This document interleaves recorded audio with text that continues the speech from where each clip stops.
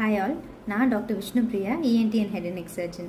நான் இன்னைக்கு deviated nasal septum, அதாவது மூக்குத்தண்டு வளைவு, அதை பற்றி தான் சொல்ல போகிறேன். நேசல் செப்டம்ன்றது நம்ம ரெண்டு நேசல் கேவிட்டிஸ்க்கு இடையில இருக்கிற ஒரு பார்ட்டிஷன் தான். சில பேருக்கு இந்த நேசல் செப்டம் வளைஞ்சிருக்கும், அதுதான் டீவியேட்டட் நேசல் செப்டம்னு சொல்றாங்க. மூக்குத்தண்டு எதனால வளையுது அப்படின்னு பார்த்தீங்கன்னா, சில பேருக்கு பிறக்கிறப்பவே அது வளைஞ்சதா இருக்கும்.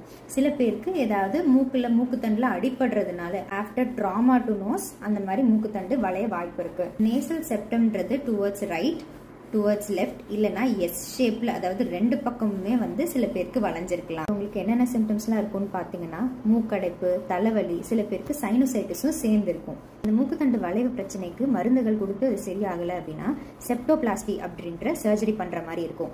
இந்த சர்ஜரியில் என்ன பண்ணுவோம் அப்படின்னா, இந்த மூக்குத்தண்டு வளைஞ்சிருக்கிற பகுதியை மட்டும் நம்ம ரிமூவ் பண்ணிடுவோம். ஸோ அவங்களுக்கு ரெண்டு சைடும் ஃப்ரீயா பிரீத் பண்ண முடியும்.